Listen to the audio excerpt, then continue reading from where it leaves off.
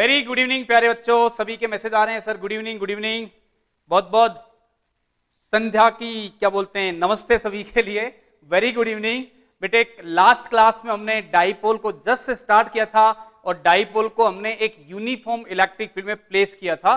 वहीं से आज अपनी शुरुआत करेंगे कि अगर डाइपोल को हम यूनिफॉर्म इलेक्ट्रिक फील्ड में रख देते हैं तो उस पर क्या क्या कॉन्सेप्ट लगते हैं, क्या क्या क्वेश्चंस बनते हैं। मैं आपके लिए बहुत मजेदार थ्योरी लेके आया हूं इस बार, बहुत मतलब एक अलग तरीके से समझाने की कोशिश की मैंने आपको डाइपोल की।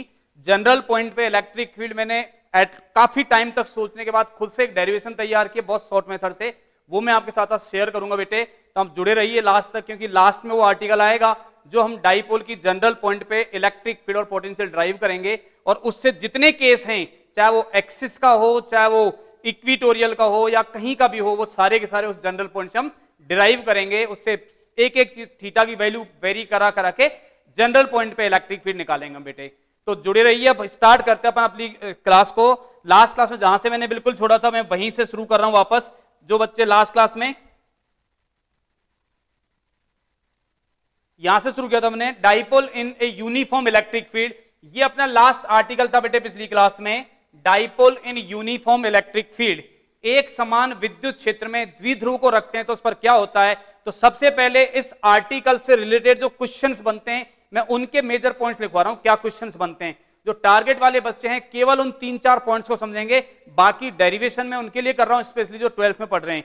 तो सबसे पहला पॉइंट क्या होता है बेटे इसमें, जब भी डाइपोल को किसी यूनिफॉर्म इलेक्ट्रिक फील्ड में रखा जाएगा, एक समान विद्युत क्षेत्र में रखेंगे, तो डाइपोल पर केवल टॉर्क लग सकता है, नेट फोर्स जीरो। पहला पॉइंट क्या लिखेंगे हम, नेट फोर्स क्या लगेगा बेटे, जीरो। यानी कुल बल की बात की जाएगी तो जो कुल बल लगेगा वो कितना हो जाएगा, कुल बल हो जाएगा बेटे जीरो, कोई बल नहीं लगेगा। डाइपोल पर कोई भी फोर्स नहीं लगेगा, कब, जब यूनिफॉर्म इलेक्ट्रिक फील्ड में रखा होगा। दूसरा पॉइंट, नेट फोर्स जीरो है बट टॉर्क में एक्ट, टॉर्क में एक्ट, बल आघूर्ण लग सकता है, में लिखा है मैंने, क्या लिखेंगे, बल आघूर्ण लग सकता है। ये मैंने पिछली क्लास में हल्का सा डिस्कस भी किया था, बल आघूर्ण लग सकता है। कई जगह बेटे जब अपन इसके क्वेश्चंस करते हैं तो उसमें लिखा है, सिंपल सा क्वेश्चन आएगा, मैं भी आपको एक क्वेश्चन कराने वाला हूं उस पे बेस्ड। उसमें सिंपल सा क्वेश्चन पूछे, when an electric dipole is placed in a uniform electric field then, फिर ऑप्शंस होते हैं, it may experience torque, it may experience force, it must experience torque, it must experience force. तो answer आएगा it may experience torque, इस पर बल लग सकता है, और मैं नहीं लिखा, बाकी ऑप्शन देख के हम इसका आंसर करेंगे बेटे। दूसरा पॉइंट है, और तीसरा पॉइंट है, अगर केवल टॉर्क लगता है इस पे, नेट फोर्स जीरो है, तो जो इसकी मोशन होगी कैसी मोशन होगी, रोटेटरी मोशन होगी, रोटेटरी मोशन, घूर्णन गति करेगा, केवल घूर्णन गति। ये जो 3 पॉइंट है बेटे यही आपको याद रखने मेनली। और चौथा पॉइंट जो है वो है बलाघूर्ण लगेगा कितना, बलाघूर्ण लगता है टॉर्क बराबर P vector cross E vector, torque बराबर पी क्रॉस ई, यानी पीई साइन थीटा। टॉर्क कितना लगेगा, पीई साइन थीटा, इतना टॉर्क लगता है। अगर हम टारगेट वाले बच्चों की बात करें तो यही हमारे काम की चीजें हैं। आगे क्या लगता है टॉर्क, कितना लगता है, कैसे लगता है, वो मैं जस्ट अभी डिराइव करने वाला हूं। कितना मैक्सिमम टॉर्क होगा, क्या होगा, ये सारी बात अभी हम करने वाले हैं। ये तो हमने डाइपोल की बात की, जब डाइपोल को यूनिफॉर्म इलेक्ट्रिक फील्ड में रखेंगे तो क्या लगता है, उस पर टॉर्क लग सकता है, बल लग सकता है। अब बेटे टॉर्क की हम कैलकुलेशन कर रहे हैं, कितना टॉर्क लगेगा और बल कैसे जीरो होता है, बल क्यों जीरो होता है। वैसे तो हम पिछली क्लास में भी डिस्कस कर चुके हैं, बट मैं वहीं से वापस शुरू कर रहा हूं। जैसे मान लो ये आपको एक यूनिफॉर्म इलेक्ट्रिक फील्ड दिया हुआ है और इसमें हमने डाइपोल रखा था, इस पे फोर्स लगा था QE इलेक्ट्रिक फील्ड की डायरेक्शन में, एक फोर्स लगा था बेटे QE इलेक्ट्रिक फील्ड के अपोजिट डायरेक्शन में, और मान लेते हैं इसकी लेंथ L है, इसका सेंटर कहीं इधर होगा, डाइपोल मोमेंट और इसके बीच एंगल थीटा है, क्योंकि डाइपोल जो होता है वो माइनस से प्लस की ओर होता है, इधर माइनस क्यू है, इधर प्लस क्यू है। तो यहाँ पे जो टॉर्क लगता था वो आता था हमारे पास में QE L sine theta, L इसकी लेंथ होती थी, तो यहां से टॉर्क निकलेगा बेटे Q इंटू एल को P लिख देंगे, तो PE साइन थीटा, ये आ गया टॉर्क हमारे पास में। और टॉर्क की जो मैक्सिमम वैल्यू होती है, टॉर्क मैक्सिमम, वो निकलेगा PE। टॉर्क मिनिमम कितना हो जाएगा बेटे? टॉर्क मिनिमम हो जाएगा 0। PE कब होगा? जब थीटा कितना होगा? 90 डिग्री। और 0 कब होगा?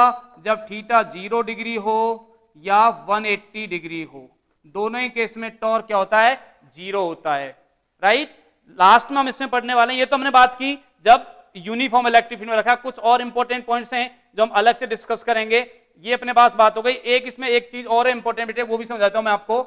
इसमें क्या होता है, अगर मान लो आपने डाइपोल को इलेक्ट्रिक फील्ड के पैरेलल या एंटी पैरेलल रखा हुआ है।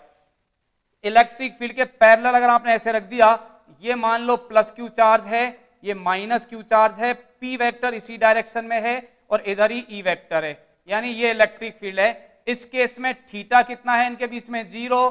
टॉर्क कितना है? 0। और इसको बोलते हैं बेटे स्टेबल इक्विलिब्रियम।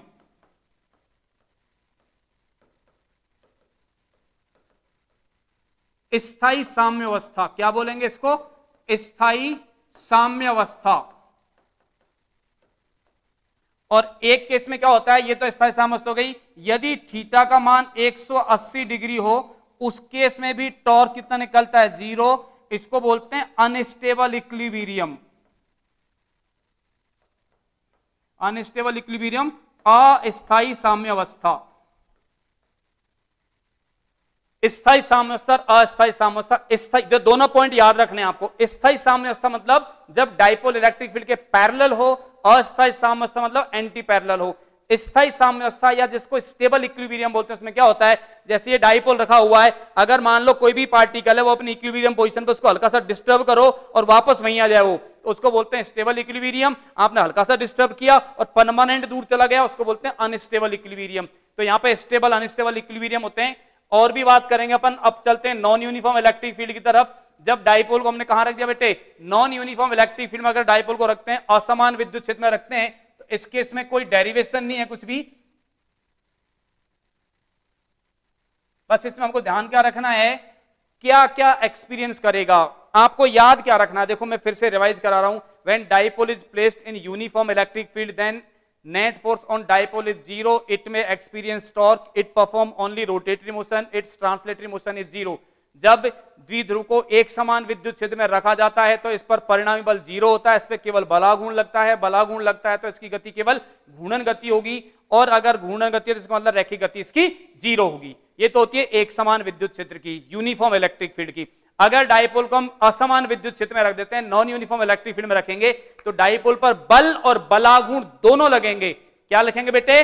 डाइपोल पर क्या लगेंगे? एफ भी 0 नहीं होगा, F does not equal to 0, torque does not equal to 0, दोनों ही लगेंगे। और जो इसकी मोशन होगी वो रोटेटरी भी होगी plus translatory. Rotatory plus translatory दोनों तरह की मोशन होगी। और इस मोशन को कंबाइंडली क्या बोलते हैं बेटे? रोलिंग मोशन बोला जाता है। क्या बोलते हैं? Rolling motion. यानी इस पे हम लिखेंगे बेटे घूर्णन गति भी होगी इसकी, प्लस रैखिक गति भी होगी, और इन दोनों को कंबाइंड बोलते हैं बेटे लोटनी गति। क्या बोलेंगे? लोटनी गति बोला जाता है इनको।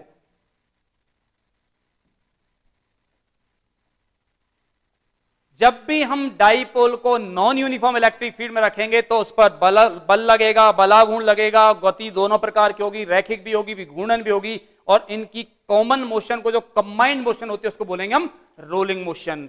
Is that clear? आगे बढ़ते हैं बेटे। अब इसमें अपन बात करेंगे, ये तो गए इलेक्ट्रिक फील्ड को, जब डाइपोल को इलेक्ट्रिक फील्ड में रखते हैं तब क्या क्या होता है। अब जो हम बात कर रहे हैं, यहां से डाइपोल को यूनिफॉर्म इलेक्ट्रिक फील्ड में रखा हुआ है, तो उस यूनिफॉर्म इलेक्ट्रिक फील्ड में उसकी पोटेंशियल एनर्जी कितनी होगी? डाइपोल की पोटेंशियल एनर्जी, सिंपल से कॉन्सेप्ट है बिल्कुल। मैंने एक एक कॉन्सेप्ट को अलग से लिखने की कोशिश की आपके बेटे। पोटेंशियल एनर्जी जो होती है सिंपल टॉ डी थीटा होगी, और टॉर्क हम निकाल चुके हैं, कितना था टॉर्क हमारे पास में? P E sine theta d theta integration, इसको सोल्व करोगे तो आ जाएगी minus p E cos theta, that is the potential energy of dipole. या हम लिख सकते हैं U बराबर minus p vector dot E vector, that is the potential energy of dipole.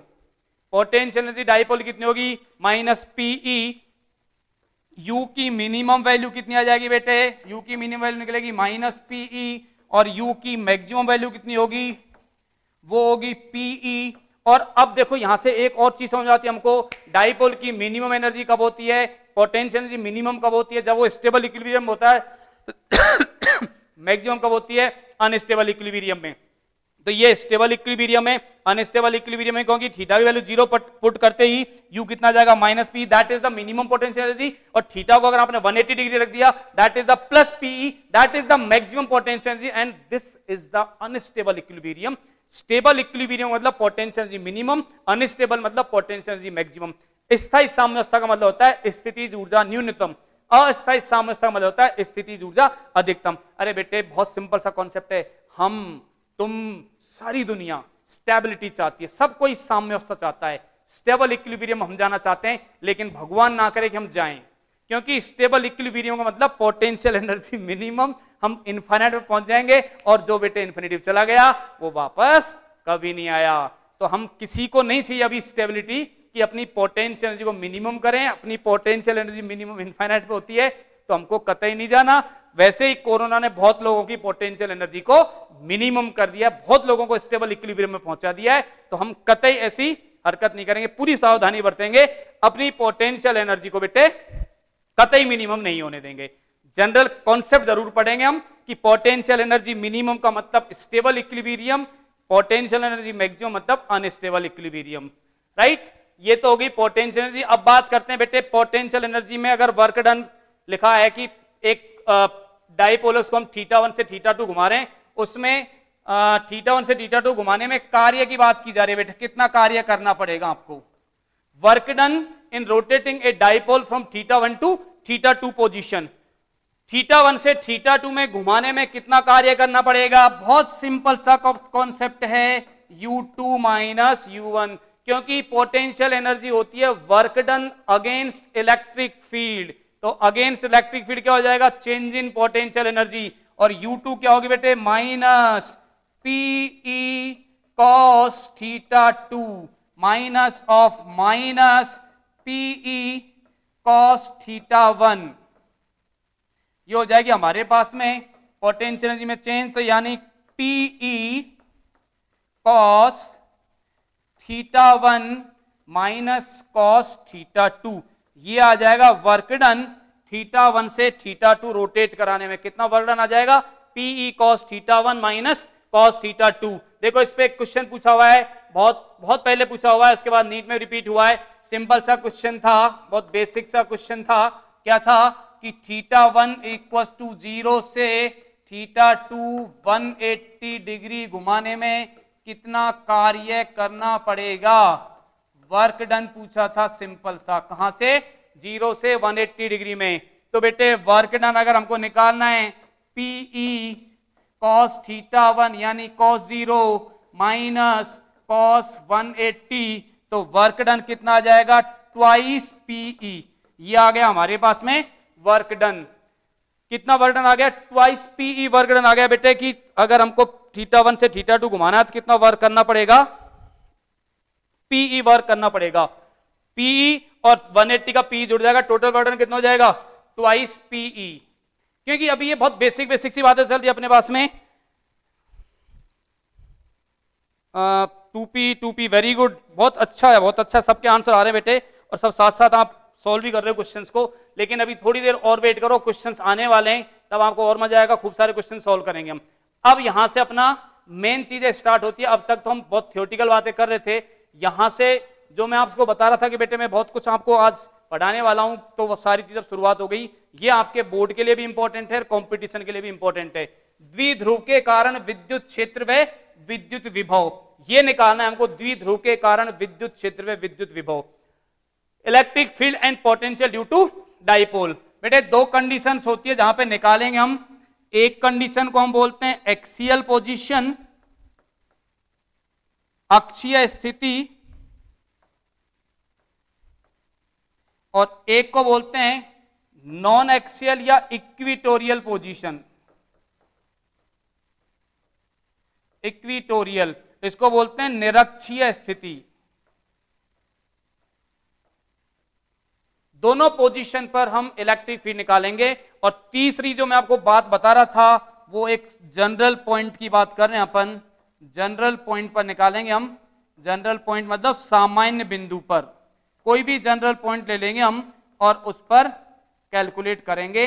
और इसमें सबसे इंपॉर्टेंट ये रहेगी, क्योंकि मैं इसमें थीटा को वेरी करा करा के आपको अक्ष पे भी पहुंचा दूंगा और आपको निरक्ष पे भी पहुंचा दूंगा बेटे। तो आपको कतई टेंशन नहीं लेनी, बस ध्यान रखना है आपको कि आपसे कौन सी स्थिति में पूछा हुआ है, कौन सी स्थिति में आपसे बात की गई है।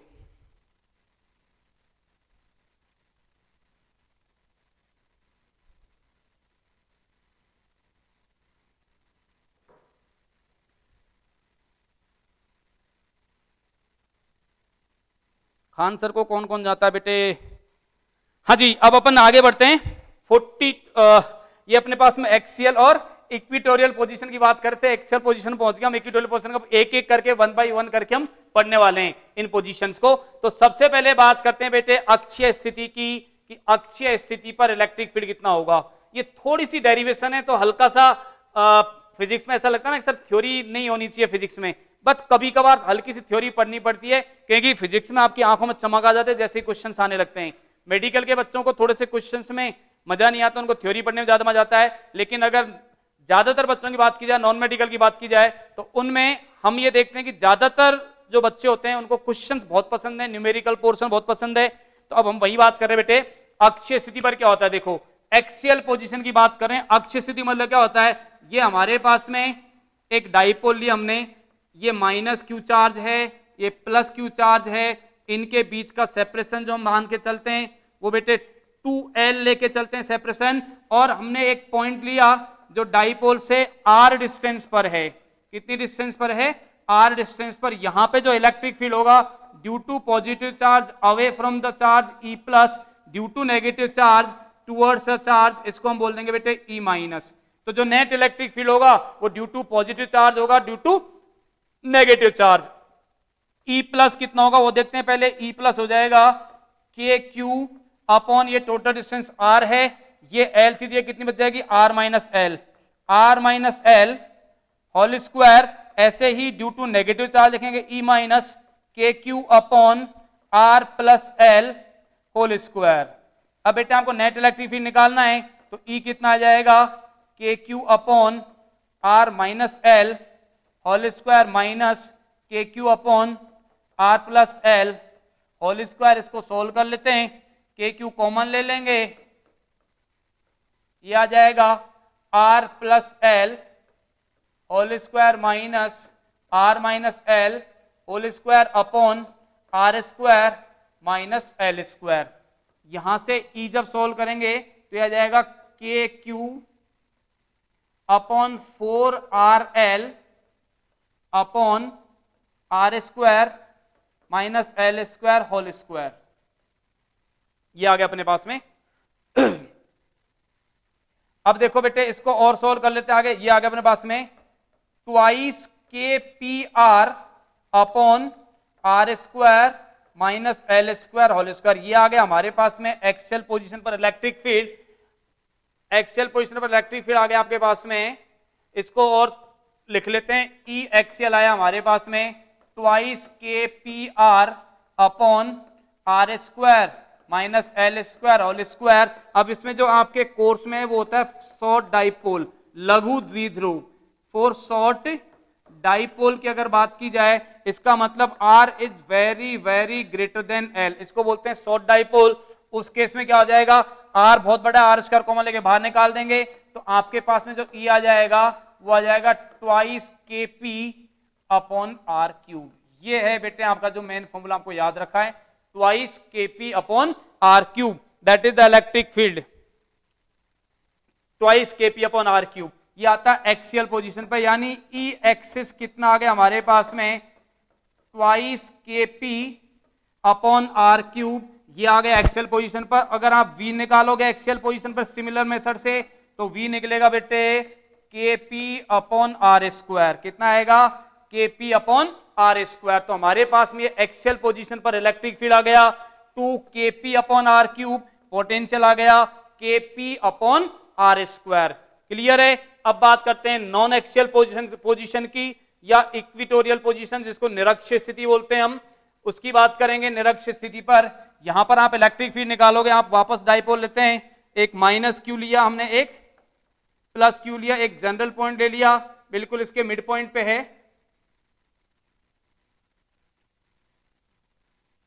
यहां पे एक पॉइंट ले लिया अपन ने, ये आर डिस्टेंस पे, इसकी वजह से इलेक्ट्रिक फील्ड और एक इसकी वजह से इलेक्ट्रिक फील्ड। पॉजिटिव चार्ज को होगा electric field away from the charge, इसको ई प्लस लिख दिया बेटे, नेगेटिव होगा टुवर्ड्स चार्ज, इसको ई माइनस लिख दिया, और रिजल्टेंट इधर आएगा इस डायरेक्शन में, ये आ जाएगा नेट इलेक्ट्रिक फील्ड। से this angle is theta, this is theta, this is also theta, ये भी थीटा, तो इधर आ जाएगा ट्वाइस ई कॉस थीटा, दोनों साइड के कट जाएंगे, इधर आएगा ई साइन थीटा, इधर भी आ जाएगा बेटे ई साइन थीटा, ई साइन थीटा कैंसिल आ जाएगा, तो नेट जो आएगा इक्विटोरियल पर वो आ जाएगा ट्वाइस ई कॉस थीटा, यानी ट्वाइस ई कितना होगा k q upon are square plus L square. देखो ध्यान से, ये डिस्टेंस एल है, ये डिस्टेंस आर है, तो ये कितनी हो जाएगी root over R square plus L square. Cos theta की वैल्यू कितनी निकलेगी इस ट्राइंगल से? ये थीटा बेटे, कॉस थीटा क्या निकलेगा? पर बेस अपॉन हाइपोटेनिस, यानी L upon are square plus L square का रूट। तो हमारे पास में यहां से जो इलेक्ट्रिक फील्ड आ गया परपेंडिकुलर, वो आ गया twice k q L upon are square plus L square power 3/2। ये एक जनरल फॉर्मूला आ गया इलेक्ट्रिक फील्ड के लिए, k q upon are square plus L square power 3/2। अब इस इलेक्ट्रिक फील्ड को, ये जनरल पॉइंट में निकाला इलेक्ट्रिक फील्ड हमने, अगर इस इलेक्ट्रिक फील्ड को शॉर्ट डाइपोल के लिए लिखे हम, for short dipole, short dipole की बात करते हैं, उस केस में वापस वही कंडीशन होगी, R is very very greater than L. उस केस में इलेक्ट्रिक फील्ड जो निकलेगा वो आ जाएगा बेटे के p upon are cube. Potential जो निकलेगा वो निकलेगा 0। यानी कुछ पॉइंट्स हैं जो इंपॉर्टेंट हैं, वो देखते हैं अपन क्या क्या इंपॉर्टेंट है। सबसे पहले जो दोनों आर्टिकल पढ़े उनके लिए इंपॉर्टेंट पॉइंट है कुछ, वो क्या क्या इंपॉर्टेंट। सबसे पहला ई एक्सियल, यानी ई एक्सिस पर जो निकला हमारे पास में वो कितना आ गया बेटे?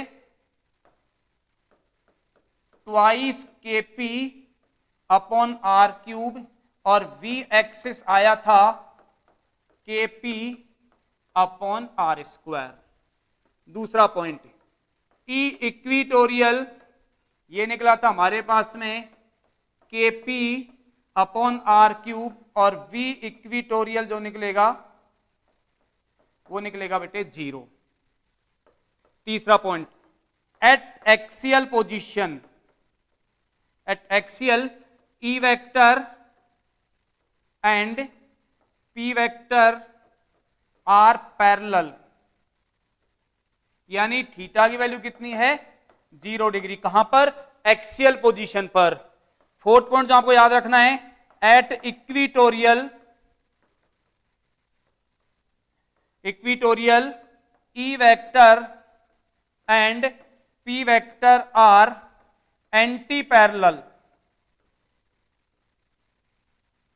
यानी थीटा इक्वल्स कितना है 180 डिग्री।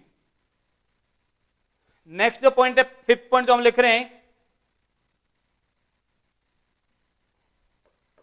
वो लिखना है बेटे ई एक्सिस जो होगा आपके लिए, ई एक्सिस वो होगा magnitude of E axis is equal to 2 times of magnitude of E equatorial, यानी ई एक्सिस पर जो होगा इक्विटोरियल का डबल निकलेगा मैग्नीट्यूड। तो ये हमने बात की थी। अब जो थर्ड पॉइंट में पढ़ाने वाला हूं दैट इज वेरी इंपॉर्टेंट, उस पर ध्यान देंगे। किसी सामान्य स्थिति पर हम निकाल रहे हैं बेटे electric field and electric potential, एक जनरल पॉइंट पर निकालेंगे हम इलेक्ट्रिक फील्ड और इलेक्ट्रिक पोटेंशियल। तो बेटे जो भी बच्चे बिना बात की बातों में उलझे हुए हैं वो ध्यान दे लें, क्योंकि जो मैं अभी पढ़ा रहा हूं आपको बहुत इंपॉर्टेंट है, और अब तक जो पढ़ाया था सब इस आर्टिकल से आपका क्लियर हो जाएगा। तो जो भी बच्चे और बातें कर रहे हैं उन बातों से बाहर निकल के सुपरहिट क्लास, राहुल सैनी हो क्या बेटे? बाकी बात अब छोड़ के प्लीज मेरे कहने से सिर्फ और सिर्फ क्लास के ऊपर फोकस कर लो, बाकी बातों के लिए अपन बाद में फुर्सत में सारी बातें करेंगे, राइट? तो इंपॉर्टेंट पॉइंट जो समझाने जा रहा हूं मैं वो ये है कि अगर हमने एक डाइपोल लिया है बेटे, जो भी बात करेंगे सारी की सारी बातें शॉर्ट डाइपोल के लिए की जा रही है, ध्यान रखना, क्योंकि शॉर्ट डाइपोल ही हमारे कोर्स में है और शॉर्ट डाइपोल के ही क्वेश्चंस पूछे गए अभी तक। तो जो भी हम बात कर रहे हैं शॉर्ट डाइपोल यानी लघु द्विध्रुव की बात की जा रही है। शॉर्ट डाइपोल मतलब लघु द्विध्रुव होता है बेटे, लघु द्विध्रुव, उसकी बात कर रहे हैं शॉर्ट डाइपोल की, लघु द्विध्रुव की बात की जा रही है। इसमें एक जनरल पॉइंट ले रहे हैं हम, जैसे मान लो ये हमने एक डाइपोल ले लिया बेटे, इधर मैंने ले लिया माइनस क्यू चार्ज या प्लस क्यू चार्ज लेते हैं, इधर ले लिया मैंने माइनस क्यू चार्ज, और एक जनरल पॉइंट ले लिया यहां पे कहीं भी, यहां से आर डिस्टेंस पर, ये एक जनरल पॉइंट लिया हमने कितनी डिस्टेंस पर? आर डिस्टेंस पर। एक जनरल पॉइंट ले लिया, इसको पी पॉइंट लिख देते हैं। इस पॉइंट पर हमको इलेक्ट्रिक फील्ड फाइंड करना है, जनरल पॉइंट पर। यहां से थीटा एंगल लिया हमने, ये डिस्टेंस ले ली आर, ये लेंथ भी एल है और ये लेंथ भी एल है। अब देखो बेटे, इस पे अगर हम जब डिराइव करते हैं तो बड़ी सी डेरिवेशन होती है कि ड्यू टू पॉजिटिव चार्ज निकालो अलग से, ड्यू टू नेगेटिव चार्ज निकालेंगे। अब ध्यान दो, अब मैंने क्या किया, यहां पे अगर डाइपोल की बात करेंगे, डाइपोल जो होता है वो माइनस से प्लस की ओर होता है, यस और नो? तो बेटे डाइपोल वेक्टर इधर आ गया माइनस से प्लस की ओर, ये हो गया डाइपोल, राइट? अब डाइपोल के हमने दो कंपोनेंट कर लिए, एक तो हो गया इस डायरेक्शन में और एक हो गया बेटे इसके परपेंडिकुलर डायरेक्शन में। डाइपोल के दो कंपोनेंट की थीटा है तो ये भी थीटा हो गया हमारे पास में, इधर आ जाएगा p cos थीटा, इधर आ जाएगा p sin थीटा। यानी आप ऐसे सोचो, हमारे पास में ऐसे डाइपोल था एक इस डायरेक्शन में, इसके दो कंपोनेंट के हमने एक इस डायरेक्शन में कंपोनेंट किया और एक इसके परपेंडिकुलर डायरेक्शन में कंपोनेंट किया। ये एंगल थीटा है तो इधर आ गया हमारे पास में p cos थीटा और इधर आ गया बेटे हमारे पास में p sin थीटा, और ये p था डाइपोल मोमेंट। तो हमने डाइपोल मोमेंट p के दो कंपोनेंट कर दिए, p cos थीटा और p sin theta. Okay sir, yes sir, हाँ बेटे वेरी गुड। देखो ये हमने दो कंपोनेंट किए। अब ध्यान दो, p cos थीटा के लिए अगर इस बिंदु की बात की जाए तो क्या ये इस p cos थीटा वाले डाइपोल के लिए अक्षीय स्थिति हो जाएगी, p sin थीटा के लिए निरक्षीय स्थिति हो जाएगी। तो बेटे अब ध्यान देना, P पर अगर मैं विद्युत क्षेत्र लिख रहा हूं बिना डेरिवेशन के, सारे आंसर आपको पता है, क्योंकि अक्षीय स्थिति पर जो विद्युत क्षेत्र होता है वो होता है twice kp upon are cube, यानी 2kp अपॉन आर क्यूब, और P कितना है? P cos थीटा, तो twice kp cos theta upon are cube plus twice k P cos of r cube plus, और ये हो गए बेटे इसके निरक्षीय स्थिति हो जाएगी इसके लिए। अब निरक्षीय स्थिति के लिए फॉर्मूला क्या होता है? ये इसको मैंने मान लो आई कैप मान लिया, एक क्योंकि दोनों एक दूसरे के परपेंडिकुलर हैं तो एक को मैंने कुछ भी लिख दिया, इसको मैंने मान लो आई कैप लिख दिया। इसको मैं यहां से मिटा देता हूं थोड़ा सा, क्योंकि जगह चाहिए हमको लिखने के लिए।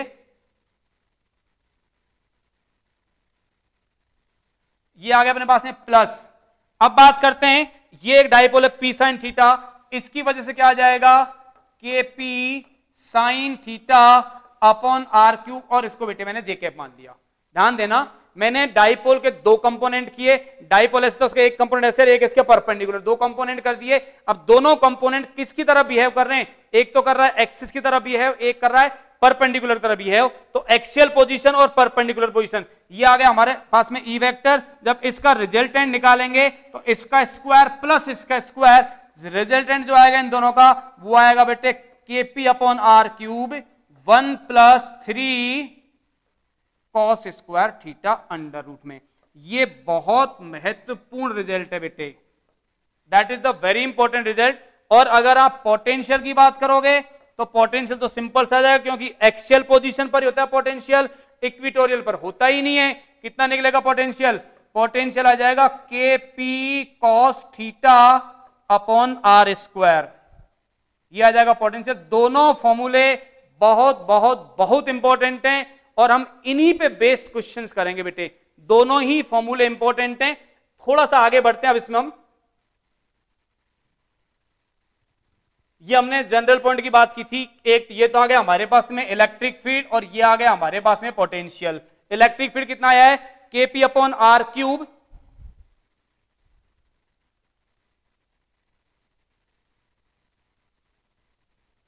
KP upon are cube 1 + 3 cos square theta k p cos theta upon are square. नहीं बेटे मैं केवल कंपटीशन तैयारी नहीं करवा रहा, कंपटीशन के साथ साथ अपन बोर्ड को भी कवर कर रहे हैं। कंपटीशन की तैयारी करवा रहे हैं सर तो नहीं, कंपटीशन भी करवा रहा हूं और बोर्ड भी कवर कर रहे हैं। ये आर्टिकल आपके बोर्ड में नहीं है, हालांकि कंपटीशन में है केवल, लेकिन इससे पहले जितने आर्टिकल थे जैसे एक्सियल पोजीशन, अक्षीय स्थिति, निरक्षीय स्थिति, वो सब बोर्ड के लिए थे। ठीक है बेटे, तो ये आ गया हमारे पास में k p upon are cube 1 + 3 cos square theta और वी आ गया k p cos theta upon are cube R square. अब देखो पहला पॉइंट, अगर आपको मान लो अक्षिस पर निकालना है, अक्षीय स्थिति पर निकालना है, तो अक्षीय स्थिति पर थीटा को 0 कर दो, थीटा को 0 करो इसमें बेटे 3 cos 0 होता है 1, तो 3 × 1 3, 3 + 1 4, 4 का √2 कितना आ जाएगा, ई आ जाएगा बेटे 2 केपी अपॉन आर क्यूब और वी कितना आ जाएगा केपी अपॉन आर स्क्वायर, ये आ जाएगा वी। अगर आपको मान लो इक्विटोरियल की बात करनी है, इक्विटोरियल पे लिखो ई कितना आ जाएगा, थीटा कितना हो जाएगा, यहां पे मैंने थीटा कितना लिया बेटे, यहां पे लिया थीटा 0, इक्विटोरियल की बात करेंगे थीटा कितना आ जाएगा 180 डिग्री, कितना आ जाएगा 180 डिग्री, नहीं सॉरी इक्विटोरियल में 90 डिग्री, थीटा कितना आ जाएगा 90 डिग्री, 90 डिग्री पुट करते ही कितना आ जाएगा, देखो थीटा आ गया अपने पास में 90 डिग्री, थीटा को 90 डिग्री पुट कर देंगे इसमें, cos 90 0, cos 90 0 मतलब 1 + 0 1, 1 का √1 कितना आ जाएगा ई आ गया बेटे केपी अपॉन आर क्यूब और वी कितना आ गया प्यारे बच्चों, वी आ गया 0, कितना आ गया 0। और यही हमने कुछ देर पहले डिराइव भी किया है। अक्षीय स्थिति पर कितना निकलता था 2 केपी अपॉन आर क्यूब, निरक्षीय स्थिति पर कितना निकलता था केपी अपॉन आर क्यूब।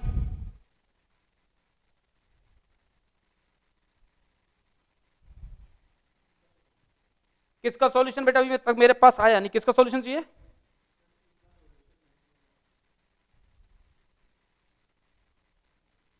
बेटे किसका सॉल्यूशन, सर ई का सॉल्यूशन समझ में नहीं आया, ओके ई का सॉल्यूशन समझा देता हूं मैं, कोई दिक्कत नहीं है बेटे। देखो ई के सॉल्यूशन पर आते हैं अपन, थोड़ी सी जगह क्रिएट करते हैं यहाँ पे, ये लो ये पूरा बोर्ड खाली हो गया, अब मैं ई का सॉल्यूशन समझा रहा हूं आपको। मैंने ई जो लिखा था आपको, ई आया था हमारे पास में 2 k p cos theta upon are cube, क्योंकि मैंने बेटा कैसे किया था देखो ध्यान देना, इधर मैंने लिया था पी के 2 घटक किए थे, एक इस दिशा में किया था और एक इसके लंबवत दिशा में किया था, ये कौन थीटा था, इधर था पी cos थीटा, इधर था पी sin थीटा। अब आप इनको भूल जाओ, आप ऐसे समझो सिंपल कि ये हमारे पास कुछ नहीं, एक डाइपोल रखा जिसका डाइपोल मोमेंट है पी cos थीटा और बिंदु यहां पे इस डाइपोल के ऊपर, यानी इसकी अक्षीय स्थिति पर बिंदु दे रखा है आपको, यहां पे आर दूरी पर, डाइपोल से आर दूरी पर अक्षीय स्थिति पर बिंदु दे रखा है, तो क्या निकलता था electric field 2 KP upon are cube, 2 KP upon are cube निकलता था अक्षीय स्थिति पर, यानी 2 केपी अपॉन आर क्यूब में पी कितना है यहाँ पे पी cos थीटा, तो 2 k p cos theta upon are cube और डायरेक्ट क्या थी डायरेक्शन इसके अलोंग, मैंने इसको आई कैप मान लिया बेटे, तो ये हो गया आई कैप। अब देखो इसके लिए एक डाइपोल इसको मान लो, अब इसको भूल जाओ, एक डाइपोल ये रहा पी sin थीटा, तो इसके इक्विटोरियल हो गया ये, इसके लंब समद्विभाजक पर हो गया या निरक्षीय स्थिति पर हो गया, निरक्षीय स्थिति पर क्या निकलता था k p upon are cube होता था बेटे, लेकिन पी की जगह क्या है यहाँ पे पी sin थीटा और साथ में क्या लिख देंगे जे कैप, क्योंकि ध्यान दो बेटे अक्षीय और निरक्षीय स्थिति पे जो विद्युत क्षेत्र आते थे वो अलग अलग दिशा में आते थे, अक्षीय स्थिति पे तो विद्युत क्षेत्र आता था अक्ष के अनुदेश और निरक्षीय स्थिति में आता था अक्ष के विपरीत दिशा में, तो एक दूसरे के लंबवत होंगे ये।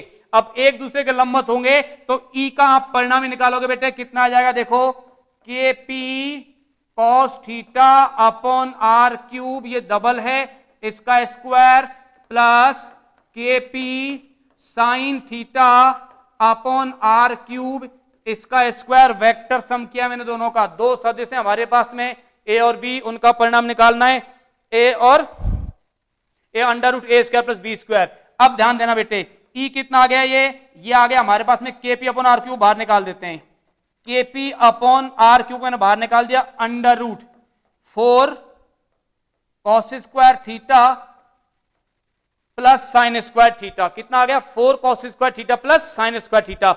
अब हम इसको लिख रहे हैं 4 cos² थीटा को मैंने तोड़ दिया, कैसे तोड़ दिया, इसको लिख दिया बेटे मैंने 3 cos square theta plus cos square theta plus sine square theta. अब देखो ये क्या हो गया, cos square theta plus sine square theta हो गया 1। कितना हो जाएगा 1। तो कितना बच गया अंदर 3 cos स्क्वायर थीटा प्लस 1। देखो हमने रिजल्ट कुछ ऐसा ही लिखा था, आपको दिखाता हूं मैं, ऊपर लिखा हुआ है, ये लिखा हुआ result 3 cos square theta plus 1 kp upon r cube 3 cos square theta plus 1, ये लिखा था रिजल्ट हमारे पास में, और यही रिजल्ट यहां से निकल रहा है फाइनली। अब मेरे हिसाब से शायद क्लियर हो गया होगा। इसको और सोल्व करोगे तो ई आ जाएगा आपके पास में kp upon r cube 3 cos square theta plus 1, ये तो आ गया electric field. Is that clear? एक बच्चे गया था कि सर दोबारा समझा दो इसको। इज दैट क्लियर बेटे? मैं रिप्लाई का वेट कर रहा हूं आपका। तो ये आ गया हमारे पास में kp upon r cube 3 cos square theta plus 1। Yes sir, okay. तो ये अपने पास में इलेक्ट्रिक फील्ड आ गया, और पोटेंशियल का तो सिंपल फॉर्मूला है kp अपॉन r स्क्वायर, लेकिन किस पर? अक्षीय स्थिति पर। अक्षीय स्थिति पर p कितना था? p cos थीटा, तो kp cos theta upon r square. ये बेटे हमारे पास में सामान्य बिंदु पर इलेक्ट्रिक फील्ड और इलेक्ट्रिक पोटेंशियल आ गए। अब हम इस पे बेस्ड थोड़े से 1-2 पॉइंट हैं वो डिस्कस करते हैं। वेरी स्पेशल पॉइंट, ये पॉइंट जो हमको ध्यान देने हैं, कंपटीशन की जो बच्चे तैयारी कर रहे हैं उनके लिए बहुत इंपॉर्टेंट है ये पॉइंट बेटे। एक एक पॉइंट को मैं समझाऊंगा, 2 ही पॉइंट हैं, दोनों point very very special point हैं, तो आप ध्यान रखोगे। पहला पॉइंट ये है, for small angle deflection dipole perform SHM and it's time period is given as 2 pi under root I upon PE. ये बात ये है बेटे कि अगर मान लो ऐसे डाइपोल दे रखा है हमको यूनिफॉर्म इलेक्ट्रिक फील्ड में, किसमें लिखा हुआ है? डाइपोल रखा हुआ है यूनिफॉर्म इलेक्ट्रिक फील्ड में। डाइपोल को आपने इसकी डायरेक्शन से हल्का सा डिफ्लेक्ट कर दिया थीटा एंगल पर, ये प्लस क्यू है, इधर माइनस क्यू है, और थीटा की जो वैल्यू है बहुत कम है, 5 डिग्री के आसपास है, 5 या उससे कम।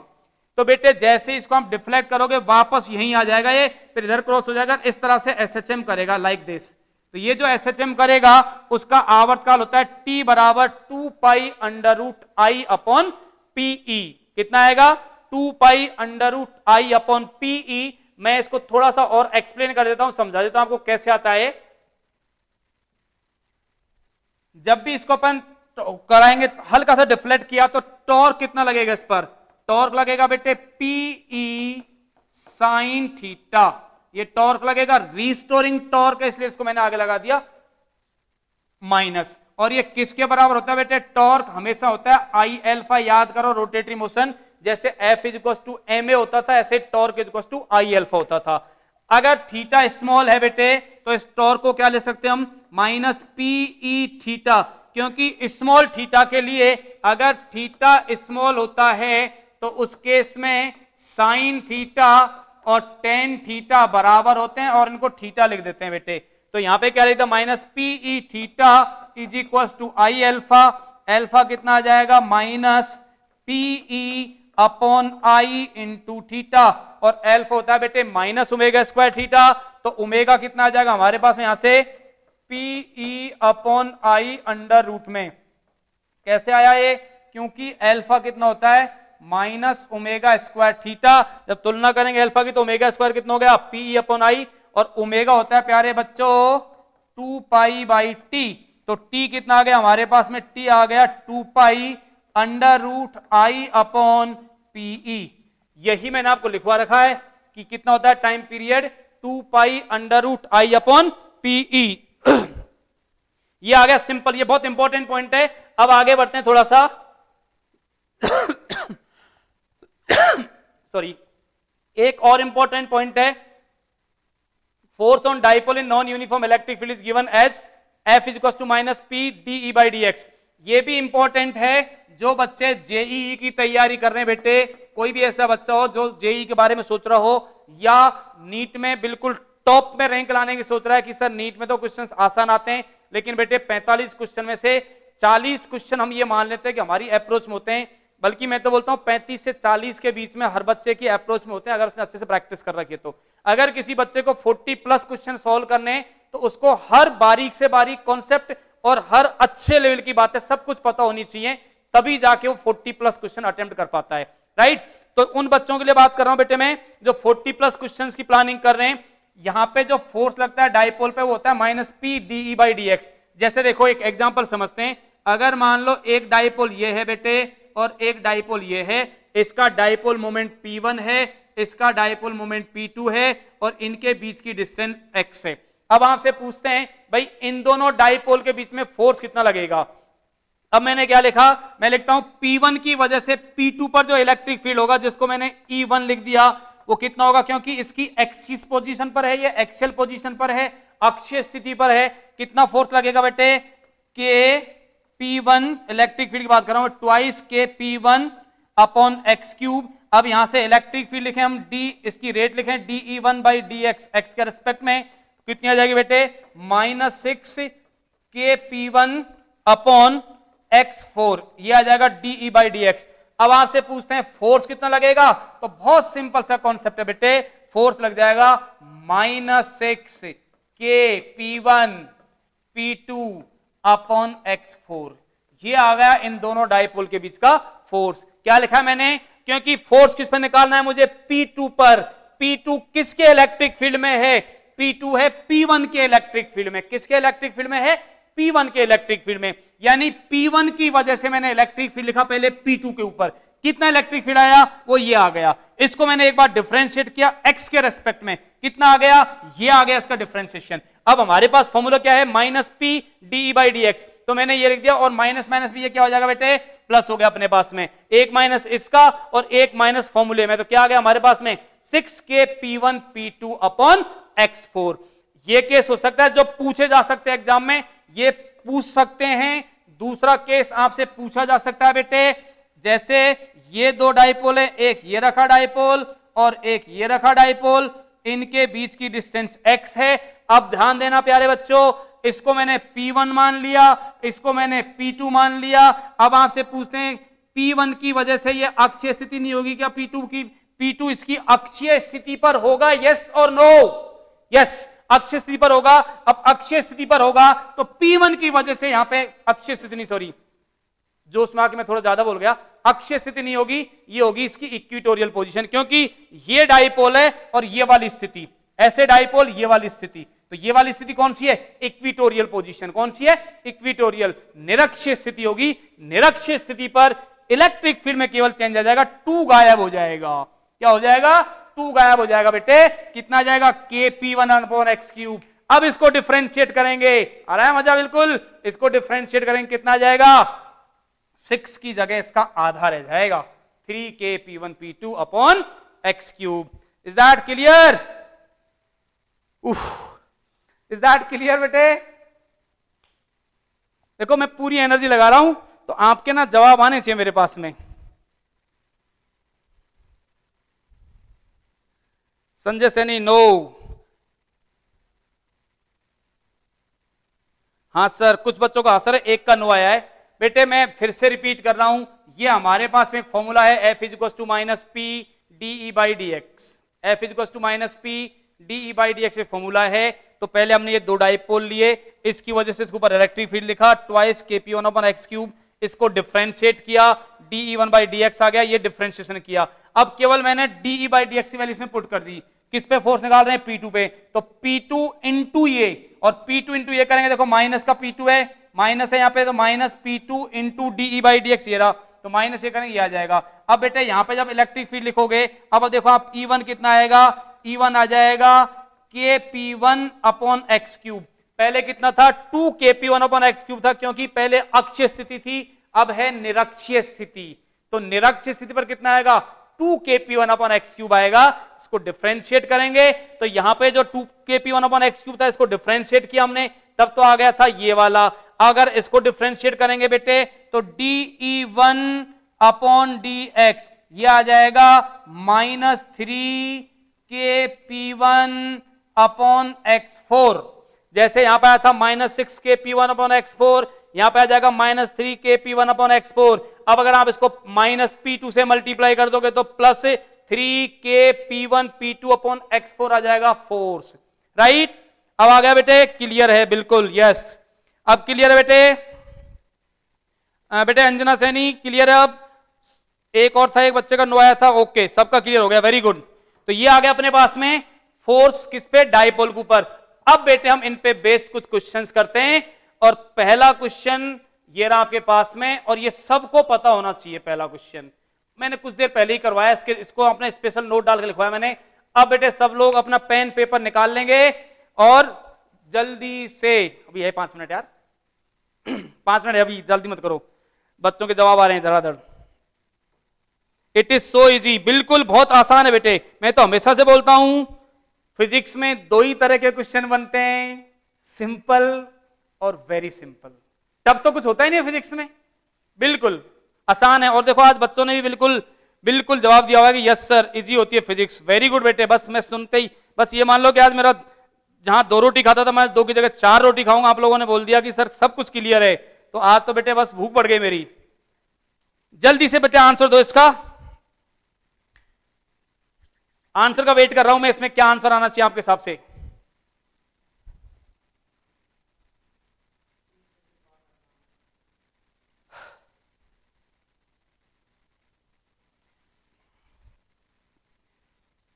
ये हमारे पास में सिंपल सा क्वेश्चन है। सिंपल सा क्या मतलब, इजी क्वेश्चन है ऐसे बोल सकते हैं अपन। 2 तरह क्वेश्चन होता है ना, इजी और वेरी इजी, तो ये इजी में ही आता है। इन्होंने बोला है कि ए और बी 2 पॉइंट है बहुत ज्यादा डिस्टेंस पर, यानी शॉर्ट डाइपोल की बात की जा रही है। लिख दिया ना, फार अवे अधिक दूरी पर, अक्षय निरक्षीय दूरी पर 2 दूर के बिंदु, दूर के बिंदु लिखा हुआ है, मतलब आर जो एल बात करते हैं ना, एल और वो उनके बीच में तो लघु द्विध्रुव की बात की जा रही है, शॉर्ट डाइपोल। बिल्कुल सी आंसर आ गया, बी आंसर आ रहा है कुछ, तो बी देखते हैं बेटे आंसर क्या आएगा। अब पहली बात तो सबसे पहले ई ए, देखो सबसे पहले ए बिंदु कहां पर है, A and B are far away from the dipole and it equal distance from it. कौन कौन से, A and B are 2 points on the axis and equatorial. तो ई ए कितना होगा भाई, ई के हो जाएगा, ई हो जाएगा twice k p upon are cube, और ये बेटे वेक्टर फॉर्म में लिखेंगे। मैंने मान लो आई कैप लिख दिया। ऐसे ही अगर मैं ई बी लिखूंगा उसको वेक्टर फॉर्म में, तो वो आ जाएगा बेटे के पी अपॉन आर क्यूब, आगे माइनस आई कैप, क्योंकि एक होता है अक्ष के समांतर और निरक्षीय स्थिति पर होता है अक्ष के प्रति समांतर। तो हमारे पास में ये आ गए। देखो अब इन्होंने ई ए ई बी, पहला ऑप्शन देखो, फर्स्ट सबसे पहले ई ए अपॉन ई बी कतई नहीं होगा, लेकिन इनका मतलब बेटे ई ए ई बी से है, सदिश रूप में बोल रहे हैं ये, ई ए बराबर ई बी कतई नहीं होगा, ई ए बराबर 2 ई बी। अब इसमें दिशा का रोल नहीं है, अगर आपको सी ऑप्शन नहीं होता, इसमें सी ऑप्शन नहीं होता तो हम इसको सही मान लेते, इसको परिमाण मान लेते, लेकिन सी ऑप्शन भी दिया हुआ है, तो अब यहां पे आपको ध्यान देना पड़ेगा। एक में प्लस है, एक में माइनस है बेटे। ई बी क्या आ जाएगा, देखो गौर से, ई ए जो होगा ई बी का डबल है लेकिन ऋणात्मक चिन्ह के साथ, तो आंसर तो सी हो गया हमारा। ई ए बराबर कितना है, माइनस, अरे वेरी गुड, ज्यादातर बच्चों के सी सी सी धड़धड़ आंसर आ गए, बहुत अच्छा बेटे। आगे सी आंसर, तो ई ए कितना हो जाएगा, -2 ई बी, और ये भी सही हो सकता था, लेकिन यहां पे गड़बड़ कर दी। यहां पे क्या लिख दिया, E B is perpendicular to E A, यानी ई बी ई ए के लंबवत है। कतई झूठ बोल रहे हैं, बिल्कुल 100% झूठ बोल रहे हैं, लंबवत नहीं होते बेटे, प्रति समांतर होते हैं, तभी तो माइनस आया है। तो ये पहला क्वेश्चन था हमारे पास में। आगे अगले क्वेश्चन तरफ बढ़ते हैं हम सीधे सीधे। पहला क्वेश्चन इंफॉर्मेशन बेस्ड था, दूसरा क्वेश्चन आसान आसान से हैं, बिल्कुल नीट लेवल के क्वेश्चन है जो नीट में पूछे हुए पहले, उसी प्रोफाइल के क्वेश्चन है सारे के सारे। If an electric dipole is kept in a uniform electric field then it will experience, बिल्कुल मैं कुछ देर पहले बहुत गला फाड़ फाड़ के चिल्लाया था, दहाड़ दहाड़ के दहाड़ मार रहा था मैं, बिल्कुल बहुत तेज तेज। और क्या बोल रहा था बेटे, सबसे पहले जब शुरुआत की थी हमने चैप्टर की, तभी बोला था मैंने कि अगर इलेक्ट्रिक फील्ड यूनिफॉर्म है, डाइपोल को रख देंगे तो डाइपोल पर कोई फोर्स नहीं लगता, केवल और केवल टॉर्क लगता है। अब उसमें टॉर्क के साथ साथ और भी कुछ बोला इन्होंने, पहले बोला है ए फोर्स, एक बल लगेगा, कतई झूठ बोल रहे हैं, बिल्कुल सफेद झूठ बोला जा रहा है, कतई नहीं होगा ऐसा, कोई बल नहीं लगेगा। अब बात करते हैं एक couple and mover, couple and mover, यहां तक तो बात ही थी, कपल तक तो सही था, बल युग्म तक तो ठीक था, लेकिन उसके साथ साथ मूवर और बोल दिया, रैखिक गति करेगा। अरे जब बल ही नहीं लग रहा तो काहे की रैखिक गति होगी भाई, कतई रैखिक गति नहीं करेगा, इसलिए ये वाला मामला गड़बड़ हो गया, इसलिए सेकंड भी गलत हो गया। अब आगे चलते हैं, ए कपल एंड रोटेट। अरे कपल तो रोटेट ही तो करते हैं बेटे, तो रोटेट करेगा बिल्कुल। कपल का मतलब बलयुग्म की बात कर रहे हैं, ज्यादा दिमाग कतई मत लगाना, बलयुग्म है और घूमेगा, यानी बलयुग्म है तो बलाघूर्ण लगेगा ही लगेगा, और बलाघूर्ण लगेगा तो घूमेगी वस्तुएं। तो आंसर क्या हो गया बेटे हमारे पास में, C is the correct answer. A force and moves, एक बल तथा गति करेगा, ये भी गलत हो गया। सीधा सीधा इंफॉर्मेशन बेस्ड क्वेश्चन है। मुझे बार बार क्लास ऑफ करने के इशारे किए जा रहे हैं, क्योंकि अभिषेक सर भी मेरी क्लास के 2 मिनट खा के गए थे, तो मेरा भी हक बनता है कि मैं भी अगली क्लास के 2-3 मिनट तो खाऊं, हिसाब बराबर कर लेना चाहिए बेटे, है ना। तो अगले क्वेश्चन पे आते हैं अपन। अगला क्वेश्चन है, ये रहा हमारे पास में बहुत आसान आसान से क्वेश्चन है, बिल्कुल तड़ा आंसर दिए जाओ। तड़ा आंसर का मतलब सोचते ना, जल्दी जल्दी आंसर दिए जाओ, थोड़ा जल्दी के चक्कर में क्वेश्चन नीचे कर लेते हैं अपन हल्का सा। अब देखो, if an electric dipole is kept in a non uniform electric field then it will experience, यदि विद्युत द्विध्रुव को एक असमान विद्युत क्षेत्र में रख देंगे तो विद्युत द्विध्रुव पर क्या लगेगा। अभिषेक शर्मा सर बोल रहे हैं, बीएस सर मैंने भी करेक्ट आंसर दिया। इससे अच्छा क्या हो सकता है कि बेटे हमने केमिस्ट्री वालों को फिजिक्स सिखा दी, इससे अच्छा हो ही नहीं सकता। और ये शायद अभिषेक शर्मा जी अपने केमिस्ट्री वाले सर हैं जहां तक मुझे लग रहा है, तो उनको भी फिजिक्स आ गई। खैर वो तो विद्वान आदमी है, उनको तो सब आते हैं बेटे, फिजिक्स भी आती है उनको, केमिस्ट्री के तो वो बेताज बादशाह हैं, फिजिक्स तो आती है उनको पहले से भी।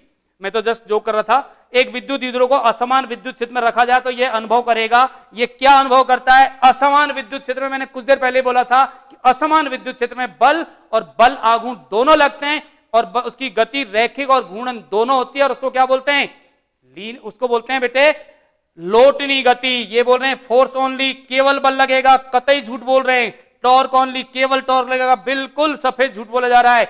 ए force as well as a torque, बल और बलाघूर्ण दोनों लगेंगे, बिल्कुल लगेंगे। अगले क्वेश्चन पर आते हैं हम। अगले क्वेश्चन की बात की जाए तो बेटे अगला क्वेश्चन ये है, और ये बिल्कुल कॉमन सेंस वाला क्वेश्चन है, तो मैं वेट कर रहा हूं आप लोगों के आंसर का। सीधा सीधा फॉर्मूला है, सीधा सीधा फॉर्मूला, जल्दी से बताएंगे मुझे बच्चे क्या आंसर आएगा बेटे इस क्वेश्चन का आंसर। बस इसके बाद अगला क्वेश्चन तुम घर पे ट्राई करके आओगे, फिर मैं उसको अगली क्लास में डिस्कस करूंगा। जल्दी से बताओ बेटे, इसका आंसर ढूंढ रहा हूं मैं।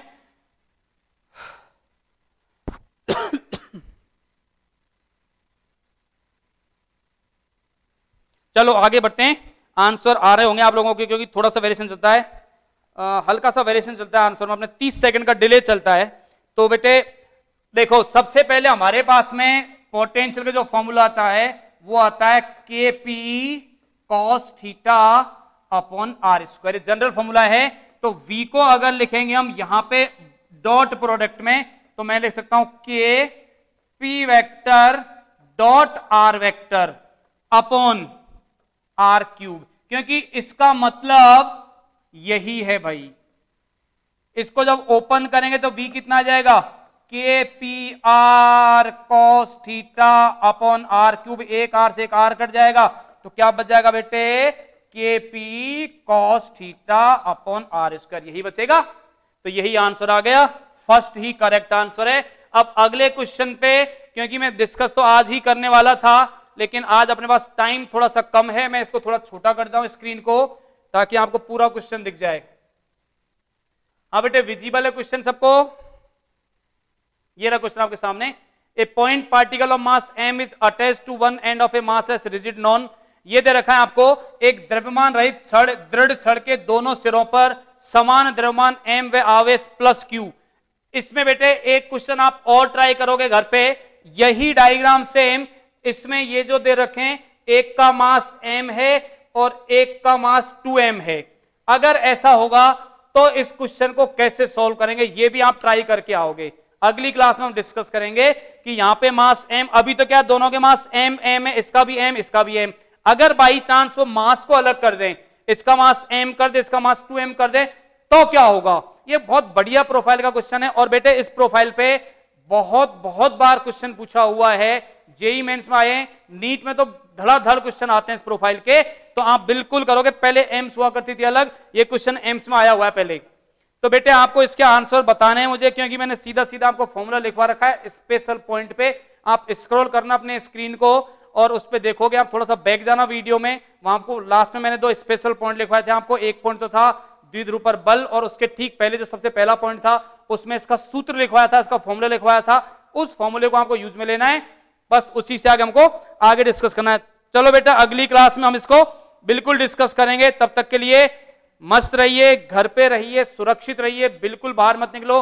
बाहर एक्चुअली क्या, देखो एक बहुत अच्छा जोक आया था व्हाट्सएप पे, वो मैं सुनाता हूं लास्ट में तुमको। एक बंदे ने मुझे मैसेज किया था कि सर कोरोना बहुत सम्माननीय आदमी है, बहुत सम्माननीय इंसान है, बिना बुलाए कभी भी नहीं आता किसी के घर, बिना, इसका बहुत रेस्पेक्ट करते हैं हम। आप जब तक उसको इनवाइट नहीं करोगे, आप जब तक उसको आमंत्रण नहीं दोगे, तब तक आपके घर नहीं आएगा वो, ना आपके आसपास भटकेगा। इसलिए बेटे कोरोना को कतई आमंत्रित मत करो, बिल्कुल सुरक्षित रहो, दूरी बना के रखो। वैसे भी घर में कौन मेहमान को पसंद करता है, और ऐसा मेहमान जो किसी के प्राण ले ले उसको तुम कतई पसंद नहीं करते। इसलिए प्रॉपर मास्क लगाओ, डबल मास्क लगाओ, हाथों को सैनिटाइज करो, धोते रहो बार बार हाथों को, और मिलते हैं अगली क्लास में, तब तक के लिए।